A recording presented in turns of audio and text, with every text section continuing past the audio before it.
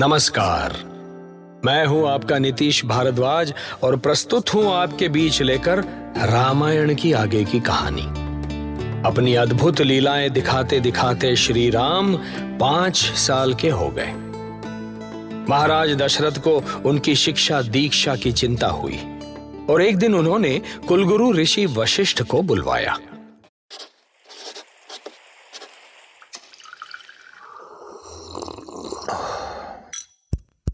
Fever stories. प्रणाम गुरुदेव, पधारिए। आपके आगमन से हम धन्य हुए। कहिए महाराज दशरथ, हमें किस विशेष कार्य से बुलाया? हमारे चारों पुत्र बड़े हो रहे हैं गुरुदेव। तो आप कुमारों की शिक्षा दीक्षा के लिए चिंतित हैं महाराज? आपके होते चिंता कैसी गुरुदेव, बस अब आप चारों कुमारों की शिक्षा आरंभ करें। अवश्य महाराज, मैं तो आपसे कहने ही वाला था कि अब कुमार शिक्षा के योग्य हो गए हैं। लीजिए, राम तो आ भी गए। पिताश्री, पिताश्री, ये देखिए पिताश्री, ये है मेरा धनुष।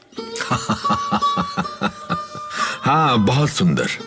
देखा गुरुदेव, कौशल्या प्रिय राम अभी से धनुष धारण करने लगे। उधर देखिए महाराज, राम के साथ दूसरे भाई भी धनुष लिए चले आ रहे हैं। लगता है जैसा राम करते हैं उन्हें देखकर दूसरे भाई भी वैसा ही करते हैं। आपने सच कहा गुरुदेव, राम में ही इनके प्राण बसते हैं। देखिए पिताश्री, मेरा धनुष कितना अच्छा है ना? नहीं लक्ष्मण, मेरा अच्छा है।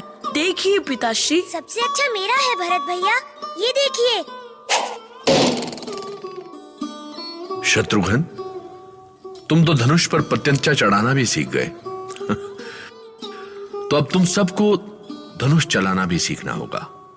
गुरुदेव कल से ही तुम सबको अस्त्र शस्त्र की आरंभिक शिक्षा देना शुरू करेंगे। आओ चारों भाई, गुरुदेव का आशीर्वाद लो। प्रणाम गुरुदेव। जय हो, जय हो, तुम सबों की जय हो। अब हम कल से तुम चारों को शिक्षा देना आरंभ करेंगे। अवश्य गुरुदेव। खड्ग चलाए, बाण चढ़ाए और करे गुरुवंदन। धर्म युद्ध ज्ञान सब पाए, चारों दशरथ नंदन। और तब अपने आश्रम में गुरु वशिष्ठ ने चारों बालकों को शिक्षा देनी आरंभ की। राम, लक्ष्मण, भरत, शत्रुघ्न, इन अयोध्या कुमारों ने अपनी योग्यता के कारण कम समय में ही अपनी आरंभिक शिक्षा पूर्ण कर ली। माताओं ने आश्रम से लौटे पुत्रों की आरती उतारी तो पिता ने उन सबको अपने हृदय से लगा लिया। परंतु अभी कुमारों ने विद्या का ठीक से अभ्यास भी नहीं किया था कि एक विचित्र घटना हुई। सावधान! महाराज गादी के पुत्र, महान तपस्वी, धर्म के रक्षक महर्षि विश्वामित्र पधार रहे हैं। अयोध्या नरेश महाराज दशरथ की जय हो। पधारिए महर्षि, आप बड़े शुभ समय पर आए हैं। आपके आशीर्वाद से सारी अयोध्या का हित होगा। हम तो सारे संसार का हित करने की इच्छा से यहां आए हैं महाराज। आपके कुमार की अद्भुत योग्यता किसी से छुपी नहीं है। उन पर आप जैसे ऋषियों की कृपा जो है ऋषिवर। कहिए, हम आपकी क्या सेवा कर सकते हैं? सेवा के पूर्व हम आपसे वचन लेना चाहते हैं महाराज। कैसा वचन महर्षि?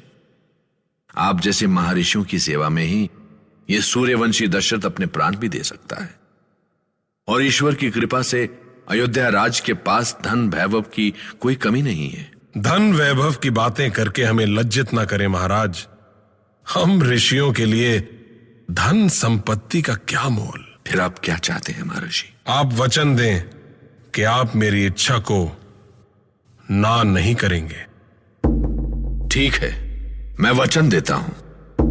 तो सुनिए महाराज, हमें अपने यज्ञ की रक्षा के लिए आपके पुत्र राम और लक्ष्मण दोनों चाहिए महाराज। नहीं महर्षि, नहीं।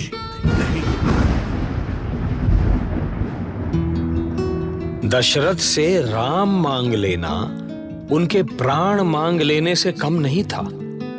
उनके तो प्राण ही राम में बसते थे।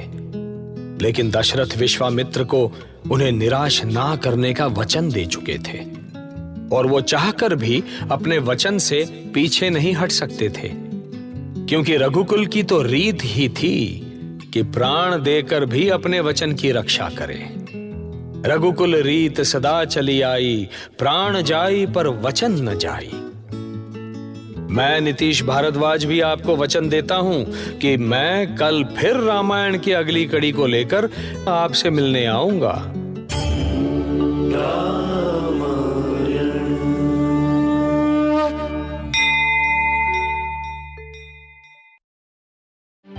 ऐसी और कहानियां सुनने के लिए सब्सक्राइब करिए फीवर स्टोरीज, कहानियां ऐसी जो दिखाई दें।